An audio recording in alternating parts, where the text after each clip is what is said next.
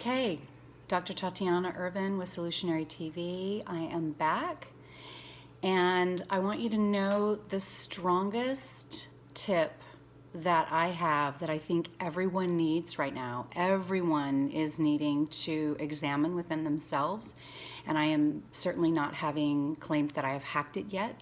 I haven't. I have to go back and re-examine it all the time. And that is the subject and the necessity of integration. Let me just tell you a little bit about what is going on with each of us and integration. We are dimensional beings. We are multi-dimensional beings. We don't think about what it is to drive our focus into being a one-dimensional or a two-dimensional being. None of us see ourselves that way. We don't see the world in a flat and unconscious mirror dimension, picture hanging on a wall, type two-dimensional way. We experience things very three-dimensionally. And we don't think so much because of how we've been entrained through materialistic science and the education that has sprung forth out of that keeps us in this very clear, limited delineation of what you see is what's real.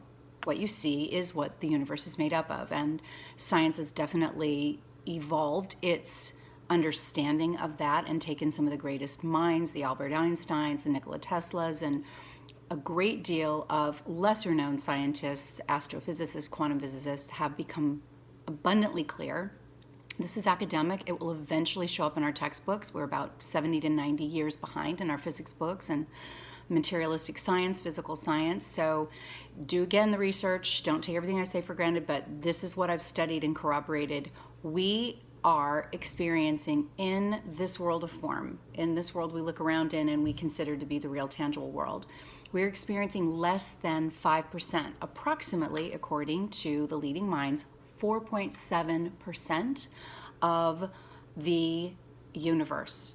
That means that matter that we can see with our cones and our rods through our eyes and experience the world tangible, contextual, our relationships with other physical beings, with the structures we live in. I could go on and on about this alone, but let me just abbreviate it to say that out of 100% of what is there and can be scientifically measured and constituted, not with all of the limited physics models, but with quantum physics models and advanced astrophysics models, out of 100% of what the universe is presenting to us and that we are a part of, only 4.7% of it is real, visible matter, what we are experiencing right now.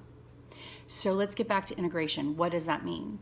That means that we are in a soup of dimensionality. We are experiencing being permeated by influential energies, non-visible in most cases, because only 4.7% is visible to the waking mind, to the average human being. What's happening then with this 95+% that we're not seeing? A lot. And there is a huge push towards disclosure right now, and many are active on many fronts to bring disclosure to the public in a massive data dump.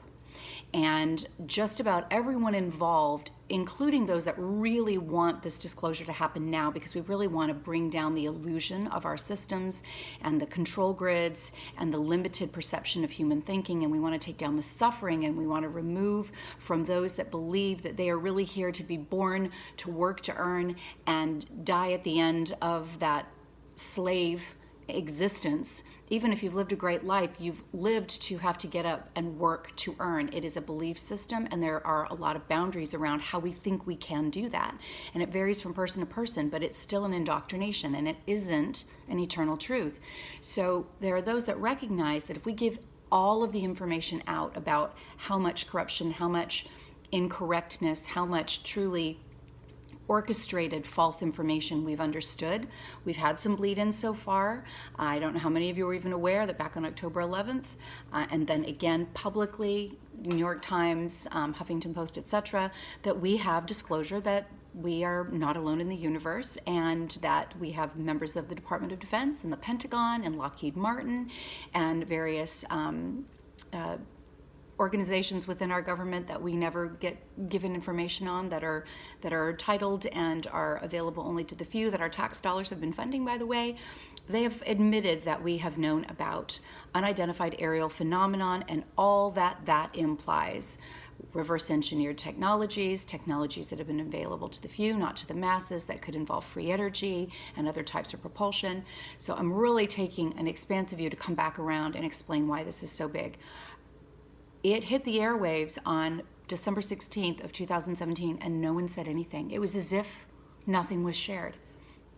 The biggest disclosure I think that we've ever had, short of the fact that the earth is not flat. Sorry, flat earthers, I don't buy into that theory, but short of that, there was barely even a hiccup over it. It was so minimal in the mainstream media. And so that says a lot, and it comes back to integration. We can't hear, we can't see, we can't sense, therefore we cannot acknowledge in our bodies, in our sense of self, what we are not comfortable hearing, knowing, seeing, smelling, sensing. We have huge resistance. This is called disassociation. And it is considered a mental health issue in the United States and throughout a lot of the world. But the fact of the matter is that most of us are disassociative, even in our day-to-day interactions with ourselves. So let's just get back to this spatial idea of only 4.7% of you is even physical, okay? 4.7%. What happens in most of the Western world?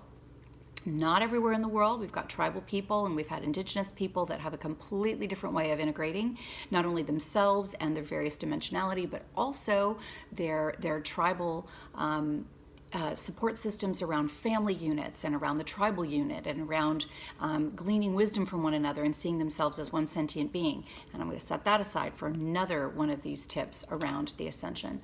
But we as a society have a tendency to see ourselves as a physical body, and when we have any discomfort in our body, one of the first things that we have a tendency to do is what? We call up a doctor, we reach for a pill, we look for something in the physical world to solve a physical problem. And we don't examine our emotional state most of the time.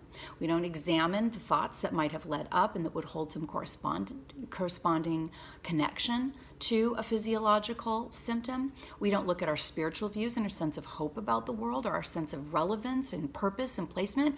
We want to solve it with a physical way. We were engendered and entrained to think this way. But we've become disassociative to ourselves. So we can all agree that we feel things that shift the way that our bodies act. Any one of us that is about to get up and give a lecture, get up and have to answer a question for which we are uncomfortable, learn something for the first time and have to perform it in front of other people, what do we all agree that we experience in the second brain that our scientists have referred to as our gut, because there's so much neurology in our gut? We all experience a tightening of the gut. Maybe a shortening of the breath, a tension, a restriction. What happens? We are having a physiological experience to a very, very mental, emotional state. We can all agree on this. Why is it then that most human beings, when they have any other physical symptomology, do they assume it's a physical experience exclusively and think that they need a physical answer? Why are we not examining what is my emotional state? What is my mental state? What are my esoteric, spiritual, or otherwise religious beliefs, philosophical beliefs about the world that could be having an impact on my body? Because if we're talking about density, and we exist in more than just this 3D density, this 4.7% of real matter, tangible matter, physical matter, well then our spiritual, esoteric, philosophical, whatever you want to say, mental and emotional state, and all that layers in between that is what shows up in our greatest density in our physical body. Across the board, it doesn't matter what you have, guys. It doesn't matter whether it's diverticulitis. It isn't matter. It isn't a difference between that and a mental disorder or an addiction or cancer or anything. There are corresponding links into lighter density for which we exist that we will find answers and solutions. How do they reveal so much about disclosure And how do we reveal what's really going on with this ascension if we're all too terrified to even examine our own beliefs about ourselves? So the first thing that we have to be really keenly aware of, and again, I'm working on this like crazy. I do a lot of meditation around it. I get a lot of inquiry from my guidance or answers from my guidance when I do inquiry. I have participated in ceremony. I have done plant medicine, everything that I believe to be holistic and in alignment with an ascension and an introspection and reflection model. So what I'm going to ask you to do, and I've got to shorten this because when they get too long, I lose you, and we have so much more that we can cover in an upcoming tip to ascension. Look at your life. What is it you're in resistance to? What symptomology exists just in your body? We're not even going to look at everything else in your life. What symptomology do you have that is either acute right now, or it's chronic or reoccurring? What shows up in your life that gives you the information that you're not listening to? Because the only way to be able to handle this ascension with grace and with ease is for us to reclaim all of ourselves and be fully integrated. We all have a shadow. We all have aspects of our lighter density that we haven't been listening to. Otherwise, we would have ascended by now. And I know that I am in that company. I have chosen to be here as a way shower, and I've also chosen to be here as somebody who's got to master it and hold myself accountable. So integration, integration, integration. We need to be listening to our intuitive wisdom that knows that we are multidimensional beings. And look at your body. Look at what's communicating to you. It could be as simple as weight that won't go away. Why? Be gentle when you ask these questions. Be kind, be compassionate. I don't want anybody out there pulling out the whip. Be kind. But we cannot embrace a fourth and fifth dimensional world that is coming down upon us when we are so disassociative of our own lives, our own physical bodies, and what is creating the manifestation in our physical bodies. So I'm going to leave you with that on this tip, and there's so much more to come. I'm really excited.